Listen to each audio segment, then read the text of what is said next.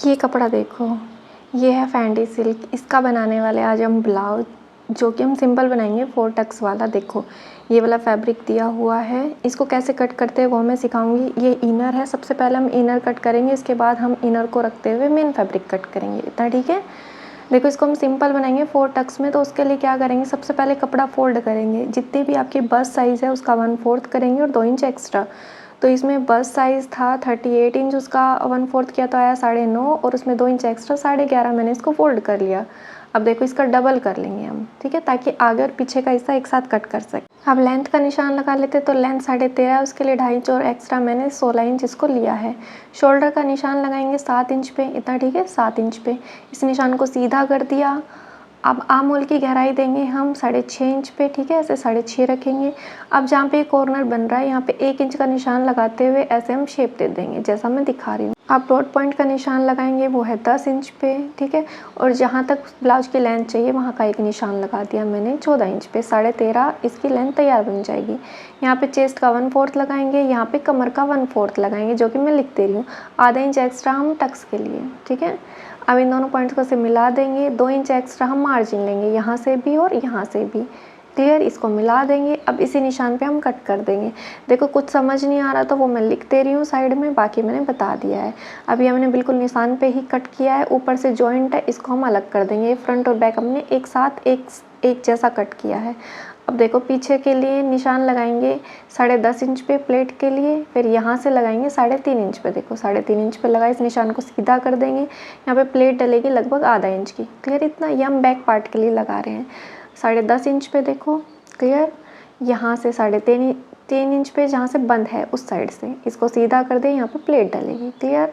बस इतना ही है। नेक आप जैसा बनाना चाहे वैसा बना सकते हैं, मैं सिंपल राउंड ही रखूँ। अब इसको मैं अनफोल्ड करके दिखाती हूँ। देखो ये कुछ ऐसा दिख रहा है, समझ आ रहा है। इसको रखते हुए हम मेन फैब्रिक भी कट करेंगे। अब ये देखो फ्रंट पार्ट के लिए निशान लगाते हैं। ये बंद साइड है, 10.5 इंच पे एक निशान लगाया, इसको सीधा कर दिया। बंद साइड से ही लगभग 3.75 पे एक निशान लगाया, इसको भी सीधा कर दिया, क्लियर इतना।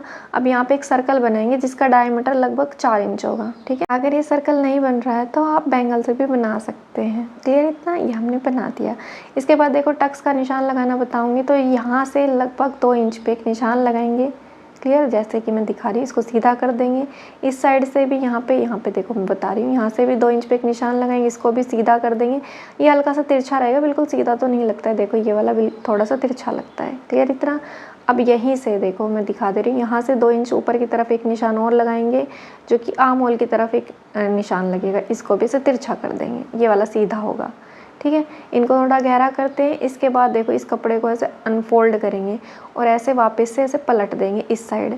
इससे क्या होगा, हम थोड़ा सा टैप टैप करेंगे तो इस साइड भी हल्का सा निशान आ जाएगा। इसको ट्रेस करना बोलते हैं, ठीक है। आप चाहें तो ट्रेसर से भी कर सकते हैं, बाकी एक आसान तरीका है। देखो हल्का सा निशान आ गया, अब इसको गहरा कर देंगे। ये हमने टक्स के लिए निशान लगा लिए हैं, देखो ये समझ आ रहा है। यहाँ पर टक्स लगेंगे, क्लियर, लगभग 1 पैर जितने।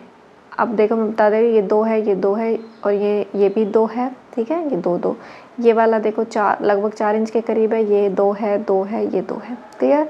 ये फ्रंट पार्ट की मार्किंग की। अब देखो ये बाजू के लिए कपड़ा कम है तो इसमें हम जोड़ लगाएंगे। कितना फोल्ड करना है, जितना भी आपके आर्म का राउंड का हाफ करेंगे और 2 इंच एक्स्ट्रा, देखो ऐसे हम जोड़ लगा लेंगे, जो कि पता भी नहीं चलेगा। अब देखो लेंथ का निशान लगाएंगे, तो लेंथ में रखूँगी 10, तो मैं 11 पे निशान लगा रही हूँ, क्लियर इतना। आधा इंच नीचे जाएगा, आधा ऊपर। यहाँ से 3.5 इंच पे एक निशान लगाया, इतना ठीक है।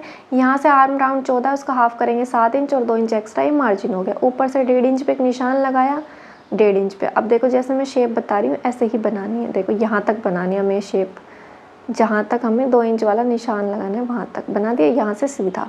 अब यहाँ से राउंड है 11, उसका हाफ किया 5.5 और 2 इंच एक्स्ट्रा मार्जिन के लिए, इतना ठीक है। अब इन दोनों निशानों को देखो ऐसे करते हुए मिला देंगे, मिला दिया।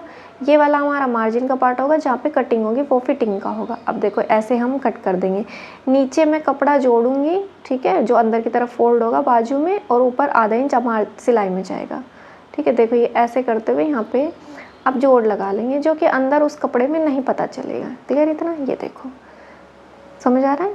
बाद में हम जोड़ने के बाद इसकी शेप दे देंगे, अभी मैं ऐसा आपको बता रही हूँ, ठीक है। अब देखो ये मेन फैब्रिक है, ऐसे फोल्ड किया, इसको हम फ्रंट में रखेंगे, बैक से ओपन रखेंगे इस वाले ब्लाउज को। तो ऐसे फोल्ड किया, अब इसमें मेन चीज़ ये देखनी होती है कि हमें गले की लेंथ कितनी चाहिए। तो 6 इंच पे मैं एक मार्क कर रही हूँ, 6 मेरे को रेडी चाहिए, लगा लिया। और आधा इंच और एक्स्ट्रा हम ऊपर इसको रखेंगे ताकि ऊपर सिलाई में जाए आधा इंच। क्लियर? ऐसे रखते हुए इनर को आप कट कर लेंगे।